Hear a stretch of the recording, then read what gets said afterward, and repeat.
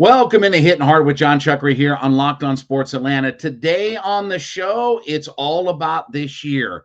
We'll talk to the voice of the Utah Jazz, David Locke. He fills me in about Quin Snyder. And I have the feeling that the Falcons are going to make an upgrade. It's all next. It's Hittin Hard with Jon Chuckery, Locked On Sports Atlanta. This is Hittin Hard with Jon Chuckery, part of Locked On Sports Atlanta. And it starts now.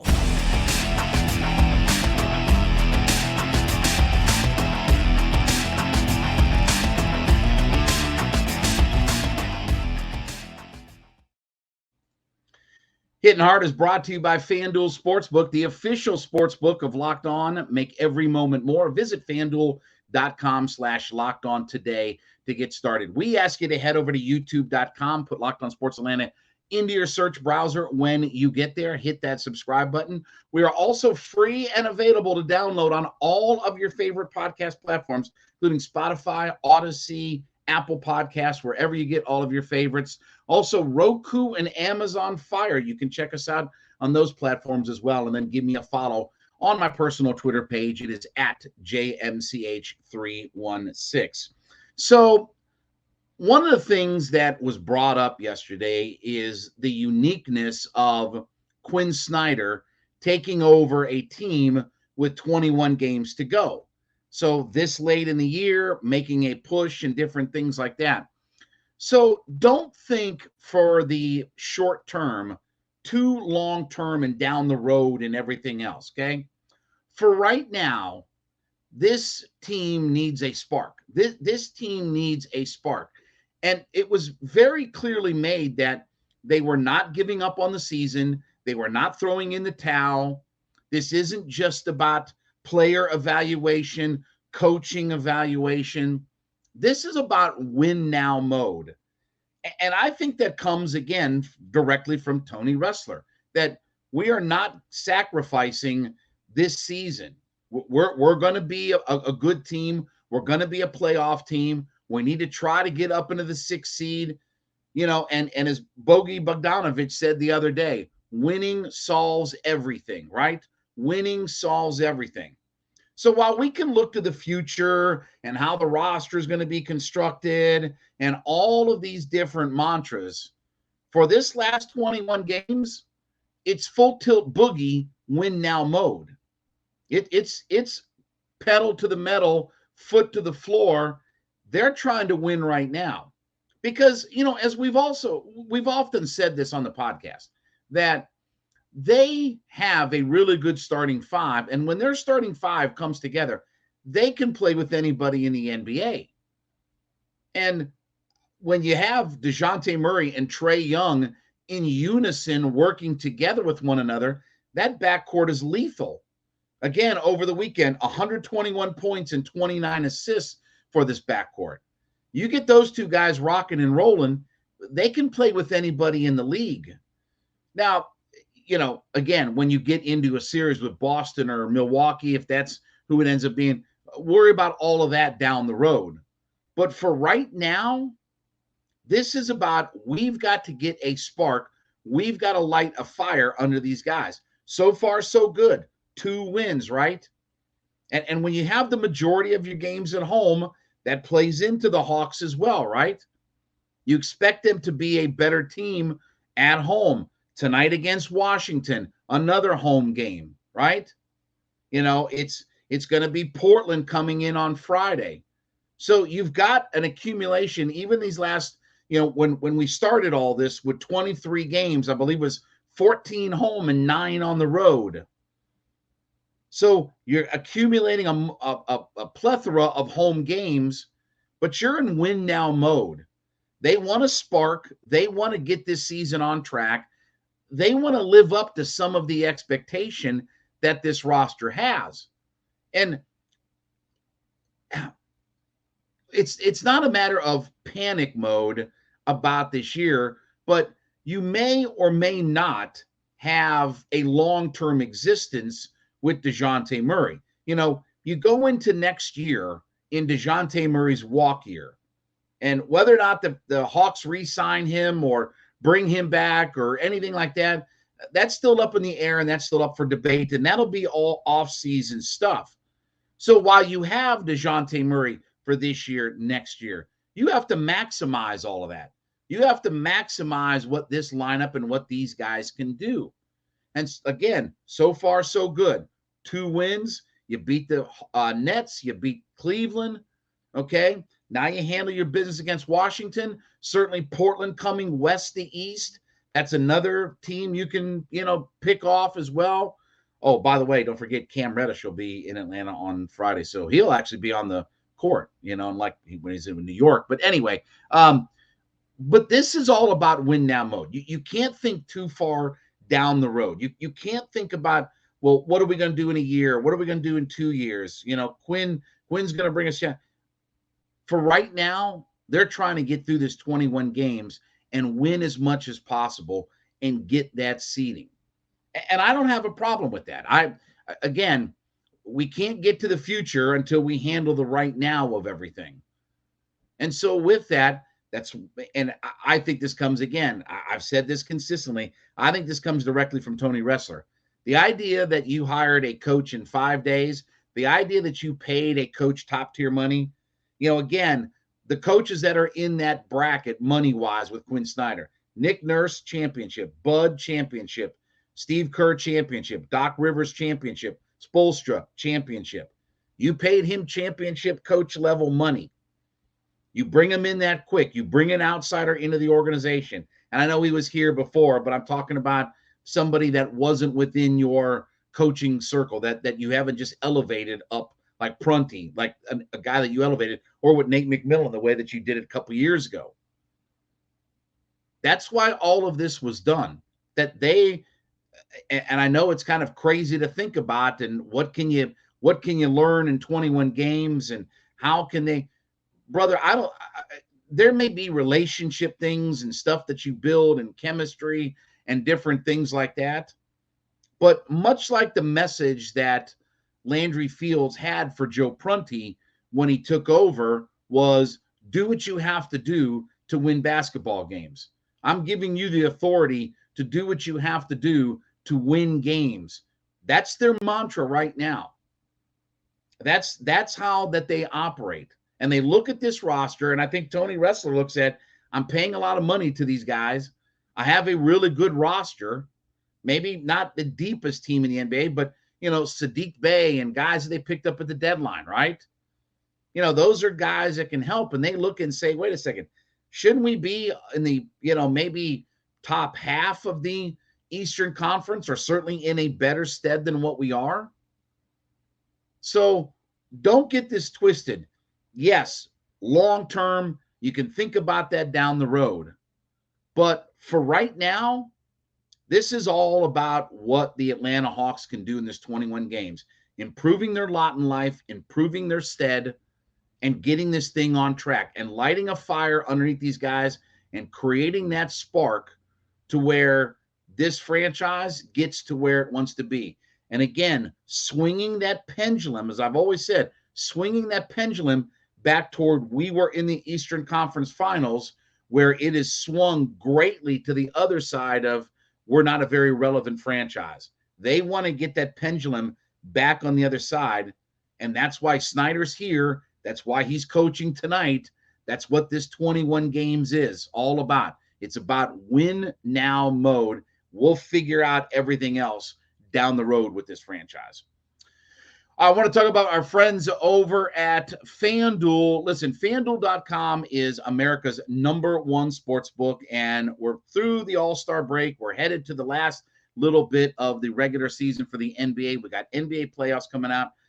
When you go to FanDuel.com today, you get your no-sweat first bet, where you can get as much as $1,000 in bonus bets if your first bet doesn't win. Download the FanDuel Sportsbook app. It's safe, secure, super easy to use. You can bet on everything from money lines to props to scores, everything that you can think of. Plus, FanDuel lets you combine your bets for a bigger chance with the same game parlay, where you can win even more. So go to FanDuel.com/lockedon. FanDuel.com/LOCKEDON. Claim your no sweat first bet. where you can get as much as $1,000 in bonus bets if your first bet doesn't win. That's FanDuel.com/LockedOn. Make every moment more with FanDuel, the official sports betting partner of the NBA. Well, the Hawks introduced Quin Snyder yesterday as their 15th head coach in franchise history, and he had a lot of different things to say. So we get ready for him to be on the sidelines tonight as they take on the Washington Wizards, Hawks and Wizards tonight. And we welcome into the program the current voice of the Utah Jazz. David Locke is joining us, and you can follow David on his Twitter page at DLocke09. And David, thank you so much for being a part of the program. And, this certainly came down very quickly, bringing Quin Snyder in. I mean, this was less than a week before, we blew out the last coach and brought in a new one. So what does Quin Snyder bring to the Hawks? What's the biggest strength that he brings to this Hawks team? One of the most unique, that's bad English, so I'll start off right there. This is one of the unique brains of the world and the NBA. It would actually short-sight him if you call his brain unique for the NBA. This is a guy who got his JD law degree and his MBA at Duke. This is I've spent. That's nothing. Sees everything. It's an incredible brain to be around on a daily basis. One of the fastest moving I've ever been around. His ability to take in information and, as I said, recall it is maybe second to none. It's really something else. So this is a truly unique person to be running your franchise. First off, he was kind of the lead dog where he reached out to Quin Snyder, but he called him an offensive savant and a master of the pick and roll. Is that obviously the sense that you get, that this guy is more than just a good offensive coach? He is an offensive savant? Enough to have been at most every practice for 7 years. He and I were also personally very close, so I'm fortunate enough to have done a multitude of dinners with him. I was at his house. How many dinners we did? I think it might have been well over 200. This understanding of spacing and angles. If you do a Google search, you can actually find I think a 16-page, basically dissertation that he wrote for some European basketball magazine on the pick and roll, probably some 15, 18 years ago now. Absolutely. And I think defensively as well, frankly. I think the best way to characterize Quin Snyder is, while in Utah, he had the number one offense one year and a number one defense in a different year. And he had rosters that changed in between all of those different things. And he always found a way to figure out how to play it. I think you win 5 to 6 games a year because he's your head coach.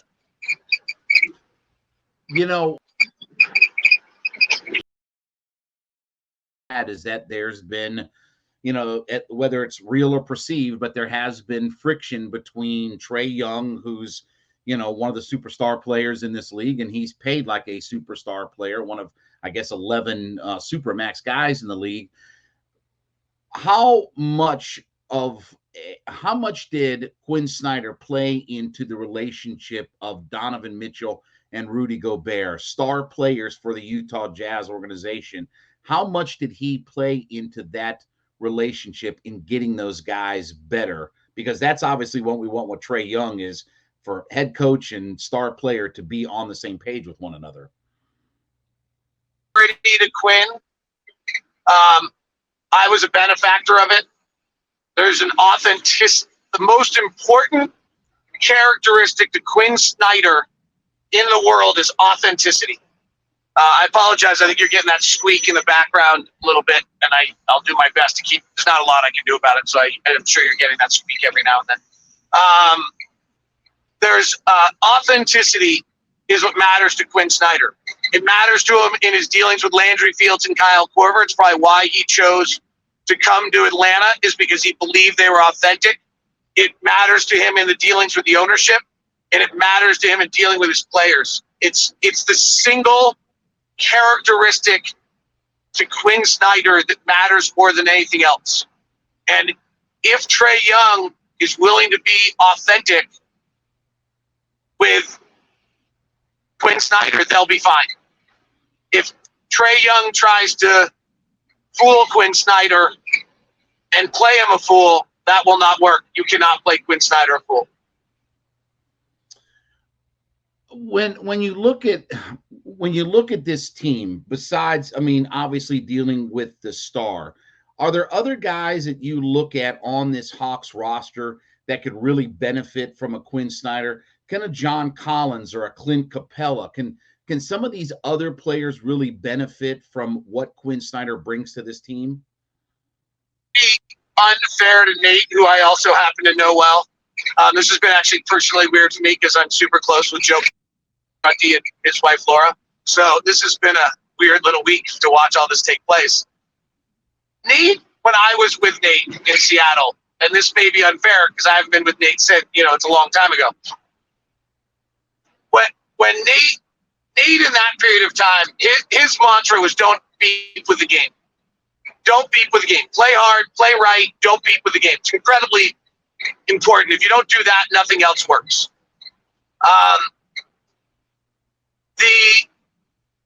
The next step on that is Quin Snyder is about as different than that. He obviously doesn't want you to beef with the game. But Quin Snyder's magic is his creativity in plays, his where position he's putting players in, maximizing each of his talents in a different way than the Nate I knew. Nate, that's a pretty bread and butter coach when I knew it, who wants you to play hard. And you saw when he took over for Lloyd Pierce the impact of that positively. So I do think that John Collins and Okongwu, Clint Capella will play mini Rudy Gobert role and probably really prosper. I think those guys will be put in unique situations and probably better situations than they have been put in before to thrive offensively. That might be a little unfair to Nate and the past staff. I mean it more as a compliment to what Quinn does than a criticism of them. So one of the comments that John Collins had when he did his press conference last week talking to the media was maybe Nate's message would be better for an older team, for a more veteran team. And I think the Hawks are the sixth youngest in age in the NBA. I think they're the seventh youngest in amount of years of experience for a team. Is Quin Snyder a guy that can, I guess, relate to the younger guys? Does he connect with younger players? Is that also one of his strengths, that he can relate and kind of communicate with those guys on a better basis? He built it up fast enough. You forget then Donovan and Rudy were young, and they came under Quinn and developed under Quinn. So that's completely what he does. I would quibble a little bit with what John Collins had to say. Nate took that young team to the Eastern Conference Finals, and if they didn't respond now, I don't think it's because he's not good with a young team. I think it might be on them. So I would quibble a little bit with John Collins there. I would say to Quinn, back to where we started, that taking in information, incredible ability to do that manifests as well with people. He just knows where everyone is and how they're feeling. And if something's wrong, if you're off, it's uncanny. You can see it, on a practice court. There's 4 practice courts. They've all got guys on it. He'll be on one when then suddenly you can notice he picks something up that's happening, across the court in the furthest spot away. And he'll run over there, work with someone that their foot angle was wrong on that, and then run back over to another court where he noticed something else. He's doing the same thing with people. He's just aware. Like if your body language is off, you're not feeling right, he'll quickly grab it. He does it with broadcasters. He does it with coaches. He does it with players. He's one of the most remarkable humans I've ever been around in my lifetime.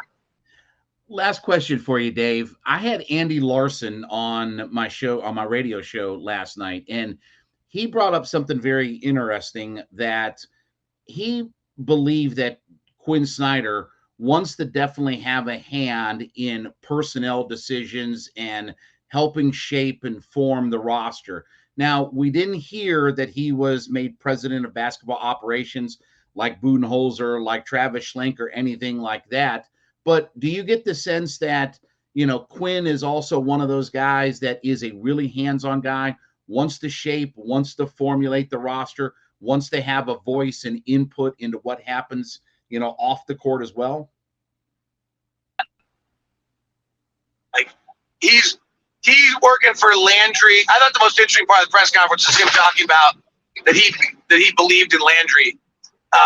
He and Kyle are super close. Juliet and Amy, Quin's wife is Amy. Juliet is Kyle's wife. Are very close. They used to take the kids up skiing together. So they're very close. He has to believe Landry, but he also has to believe that Landry will listen to him. Quin's not the easiest one to handle either because that brain is that incredible.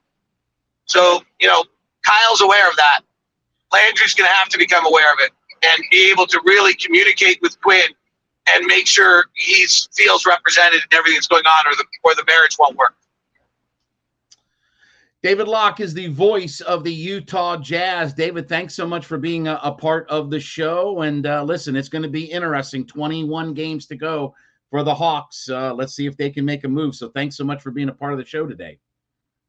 Happened in the first 21 games. It will happen in the upcoming years. That will be a wildly successful tenure. The big loser in this deal is the San Antonio Spurs. Those draft picks won't be worth a lot when Quin Snyder's your head coach. Thanks so much, David. So I have a feeling that the Atlanta Falcons are going to make a move to upgrade their quarterback position. Now, why do I think that? Everybody in this organization, you've seen like the Washington Commanders, right? The Washington Commanders, they cut Carson Wentz, and they've made Sam Howell, their young quarterback, QB1, going into the offseason, going into workouts, going into spring, whatever, OTAs, whatever that they are doing, right? But Arthur Smith has been very kind of coy, or maybe he just doesn't believe in Ridder. I don't know what the issue is, but he said through the team's website the other day, quote, "We're not naming any starters right now. There are a lot of things that can happen. We're very excited about Dez, no different than we are about Tyler Algier and Drake London and the improvements that they've made and guys who are currently on our roster. As always, all options are on the table. Anything that we can do to improve this team and help us win and to ultimately win championships, that's what we're looking for." Now, I just get this sense that they are looking to still upgrade the quarterback position. Whether you want to say that's Lamar Jackson, whether you want to say it's Justin Fields, whether you sign another veteran, whether you draft a CJ Stroud in the first round. I just think it's interesting that they are not willing to say Desmond Ridder is our QB1. Now, does it really make that big of a difference? No. But when you look at that, he's going to be the only quarterback on the roster, and he's all by himself and alone and the last man standing through all of this kind of stuff. Wouldn't you think that if they believed in what he did the last 4 games, and we saw improvement over the last 4 games, right? Week to week to week to week, he got better and better and better and finished 2-2 during the regular season in that last 4-game stretch. Wouldn't you think that? Because again, you could always change it. I mean, you could always not, have him QB1, but it is interesting that they just are hesitant. And this goes back to even what Arthur Blank said a couple weeks ago. Well, we believe he's a leader and this and that, and we're impressed by his leadership and different things. But even Arthur Blank didn't, really talk about the idea of QB1. And I understand that that's Arthur Smith's play, that he's the guy who'll make him quarterback 1, but he was sort of non-committal about, Desmond Ridder being our starter. Let me put it this way. Arthur Blank would not have said that about Matt Ryan. So it does make me wonder if they're going to try to upgrade at quarterback. Whether or not they trade up in the draft, there's been rumors about, if the Bears are willing to get rid of the number 1 pick overall in the draft, then maybe they're willing to do all that. Maybe the Falcons are in a position where they may want to move up. I don't believe all that stuff. There's just too much draft capital to give up when you do that. But more than just, if we say Taylor Heineke, more than if we just say Jacoby Brissett, bringing in one of those kinds of veterans. Arthur Blank dipped his toe in Deshaun Waters, well last year, and he was going to go into that water. I wouldn't be surprised at all if they either draft a quarterback, if they stay at 8, if they draft a quarterback, or if they go in the free agent market and make a big play on a quarterback. I just have this sense that while everybody's excited about Desmond Ridder and they all say how excited they are and this, that, and the other, then why don't you just make him QB1? It wouldn't be that. And if you drafted a guy or signed Lamar Jackson, then you know that guy's going to be QB1. Why not just give him the reins right now? Even if it is temporary, even if it is during the offseason, no matter what. It would be very easy just to go with Desmond Ridder and say, okay, we're moving forward with you. If there's a bigger, better deal that's out there in the works, we'll explore all of that. I mean, they did that with Matt Ryan last year. I mean, they were looking to upgrade at quarterback and just, it ended up happening that Matt said, you know what? I'm not going to be involved in all this, and I'm going to, work myself into a trade and all that stuff. But it's just very interesting that their verbiage isn't about saying, hey, we're going to make Desmond Ridder QB1. Now, again, we all know that Drake London is going to be wide receiver 1, right? We all know that. That's not, it doesn't even have to be explained. But when it comes to your quarterback and there's these kinds of questions about it, then it makes you wonder about, okay, are they looking at making a move? Are they looking to upgrade? And maybe they won't. Maybe they'll roll with Desmond Ridder. Maybe, again, last year, Deshaun Watson failed. Matt Ryan wanted out. And then you were stuck with Marcus Mariota. And then, Desmond Ridder took over later in the year. Maybe that's kind of how it'll play out. But I think that they want to find themselves in a better position. If not for Arthur Smith or for Terry Fontenot, certainly from Arthur Blank's perspective about having that footing with your franchise quarterback. Because by and large, he had Matt Ryan, he had Michael Vick, he had those kinds of guys that could be the face of your franchise and your franchise QB. He's not known a whole lot. And he sees when you don't have a quarterback, when you have Joey Harrington and Byron Leftwich and, Doug Johnson and Kirk Kittner and those kinds of guys. When you're stuck in that kind of mode, and I'm not saying Desmond Ridder isn't better than those guys, but when you're kind of stuck without your franchise quarterback, you see that your wheels spin in the NFL. You can't get over that hump. No matter what you do, you can't get over that hump because quarterback is so important. So I feel like that they may be in the market to really make an upgraded quarterback, whether via draft, whether Lamar Jackson, Justin Fields. I just get this sense that the fact that they are not willing to just say Desmond Ridder is our QB1 makes me feel like that they are looking at upgrading that position. Oh, we thank you so much for making Hittin Hard with Jon Chuckery your first listen every day. Make sure you make Locked On Sports Today your second listen. Biggest stories of the day, instant reactions, big game recaps, and the take of the day. It's available Odyssey, Spotify, YouTube, wherever you get all of your podcasts from. We ask you to head over to youtube.com and put Locked On Sports Atlanta into the search browser. When you get there, hit that subscribe button, leave us a comment. We are free and available to download on all of your favorite podcast platforms, including Spotify, Odyssey, whatever your favorites are. Check us out there. We also are on Roku and Amazon Fire. You can check us out on those platforms and then give me a follow at JMCH316 on my personal Twitter page. We'll be back with you tomorrow. This is Hittin Hard with Jon Chuckery, Locked On Sports Atlanta.